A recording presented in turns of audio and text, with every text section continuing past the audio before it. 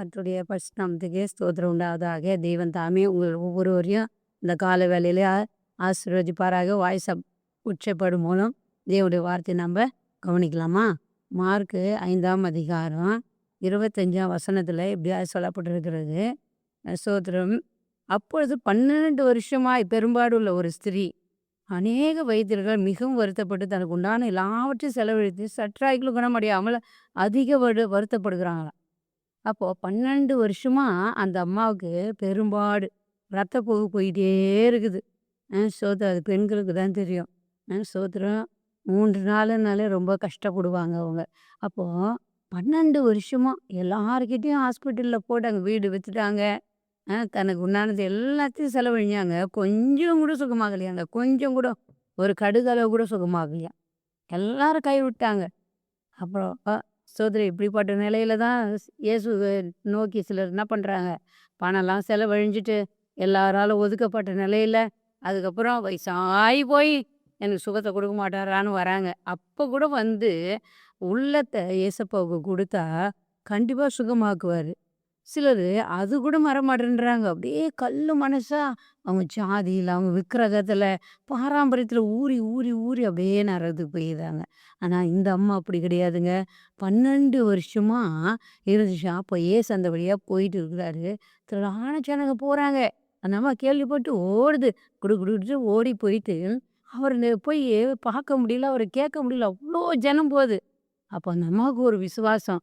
அங்கே இருந்த பாருங்க அதில் ஸ்தோத்திரம். அந்த அம்மா ஒரு வஸ்திரத்தை போய் தொட்டா போதும், ஆண்டவர் என்ன பண்ணுவார், நமக்கு சுகம் தருவார். அந்த விசுவாசம் அந்த அம்மாவுக்குள்ள என்ன பண்ணுச்சு, இருந்துச்சுங்க. அதனால அந்த வஸ்திரத்தை தொட்ட அடுத்த நிமிஷமே என்ன ஆயிடுச்சு, அந்த அம்மா சுகமாயிட்டாங்க. அப்படி தொட்டாங்க, அப்படியே சுகமாயிட்டாங்க. அப்போ ஆண்டவர் சொல்றாரு, என்னை தொட்டது யாருன்னு கேட்குறாரு. அவருக்கு தெரியுது, அவர் ஜீவனுள்ள தேவனாகிய கிறிஸ்து இல்லையா, அவர் ஒரு கடவுள் இல்லையா, என்னை தொட்டது யாரு, எனக்குள்ள இருந்த வல்லமை புறப்பட்டது. சீஷர்கள்லாம் சொல்றாங்க, 12 சீஷர்கள். மத்தேயுல 10ஆம் அதிகாரத்துல 2ஆம் வசனம், அந்த 12 அப்போஸ்தலருடைய நாமங்களான முந்தினவன் பேரு பேதுரு எனப்பட்ட சீமோன், இப்போ 12 பேர் சீஷர்களை அவர் என்ன பண்ணாரு, உருவாக்கினார்.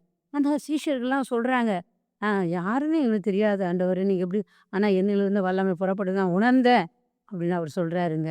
உடனே அந்த அம்மா ஓடி வந்து பாதத்துல விழுந்து ஆண்டவர்கிட்ட, ஆண்டவரே நான் தான் 12 வருஷம் பாருங்க, வியாதி 12, சீஷர்கள் 12, மாதம் 12, அப்படி சோதரா நீங்கள் எதனா பொருள் வாங்கினா கூட ஒரு டசன், ஒரு டசன்னா 12 பேப்பர், இப்படி 12 பாருங்க. இதெல்லாம் எங்கேருந்து வந்தது, ஆண்டவரே இயேசு கிறிஸ்து கிட்ட இருந்து தாங்க ஒவ்வொன்றும் வந்துச்சியே. ஜனங்க அது கூட சிந்திக்கிறது இல்லை, செயல்படுறது கிடையாது. எல்லாமே தேவன் இதில் எழுதி வச்சிருக்கிறாருங்க. ஜீவனுள்ள தேவனுடைய புத்தகத்தில் என்ன பண்ணப்பட்டிருக்குது, எழுதி வச்சிருக்கிறது. 12 சீஷர்கள், 12 வருஷம் அந்த அம்மாவுக்கு வியாதி இருந்து சுகமாச்சு. அப்போ அந்த 12 சீஷர்களை கூட்டு அவர் சொல்றாரு, போங்க வியாதிகளெல்லாம் சுத்தமாக்குங்கள், குஷ்டரோகிகளை சுத்தம் பண்ணுங்க, மருத்துவரை எழுப்புங்க, பிசாசுகளை துரத்துங்க. நீங்கள் இலவசமாக பெற்றீர்கள், இலவசமாக கொடுங்க. இன்னைக்கு நம்ம இலவசத்துக்கெல்லாம் யாருமே கேர் பண்ண மாட்டாங்க. ஆனால் காசு கொடுத்து இங்கே போய் பாருறி, இவ்வளோ ரூபாய் கொடுத்துட்டா சரியாயிடும் ஓடுவாங்க. ஆனால் சரியவே ஆகாது. ஏசப்பா ஃப்ரீயாக உனக்கு சுகத்தை கொடுக்குறாரு. உன் உள்ளத்தை கொடுத்தா போதும், ஆண்டு உனக்கு சுகத்தை கொடுக்க அவர் வல்லவராக இருக்கிறாரு. அதை விட்டுட்டு எங்கெங்கேயோ ஓடுறாங்க. இன்னைக்கு பாருங்க, எல்லாமே 12 12 12 12 மாதங்கள். அந்த அம்மாவுக்கு 12 வருஷமா இருந்துச்சான் பாருங்க, முழுமை. 12 என்றால் முழுமை. ஹல்லேலூயா. அப்படியே அந்த 12 மாதங்கள் இது மாதிரி நீங்கள் எல்லாமே 12 12 12 12ன்னு வரும். ஹல்லேலூயா. இப்போனாச்சும் நீங்கள் உணருங்க, ஆண்டவராக இயேசு கிறிஸ்து தான் இந்த உலகத்தில் ரட்சகர் என்பதை நீங்கள் என்ன பண்ணணும், அறிந்து கொள்ளணும். சீஷர்களை போய் இதை பண்ணுங்க அதை பண்ணுங்க சொன்னாங்க, அப்படியே நடந்துச்சுங்க. இன்னைக்கு நமக்கும் அந்த அதிகாரத்தை கொடுத்துருக்குறாரு. நீங்களும் இயேசுக்கிட்ட வாங்க. அந்த அம்மாவுக்கு 12 வருஷமா உதிரம் போயிட்டே இருந்துச்சு. ஆண்டவர் சுகம் கொடுத்தாரு. உங்கள் வாழ்க்கையில் இப்படி இருக்குதா, இல்லை மற்ற நோய்கள் இருக்குதா, ஏசப்பாவை தேடி அங்கங்கே சர்ச்சு இருக்குது, போங்க. இங்கேயும் வாங்க, நாங்கள் மலையனூரில் இருக்கோம், இங்கேயும் சர்ச்சுக்கு வாங்க. கர்த்தர் உங்களை ஆசீர்வதிப்பார். உங்கள் வீட்டில் இருந்து கூப்பிட்டா கூட வருவார். டிவி மூலம் கூட பேசுவார், எத்த மொழியும் பேசுவார். ஆனால் ஆலயத்துக்கு போங்க, கர்த்தர் உங்கள் வாழ்க்கைக்குரியதெல்லாம் அவர் செய்வார். நம்ம சுபிக்கலாமா?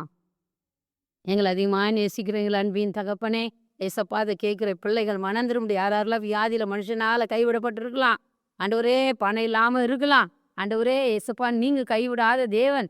ஆண்டவரே இப்பொழுது ஒவ்வொருவருக்கும் சுகத்தை தாங்க. பெண்களுக்கு சுகத்தை தாங்க. ஆண்களுக்கு சுகத்தை தாங்க. தீராத வியாதிகளை நீர் சுகமாக்குகிற வல்லமை.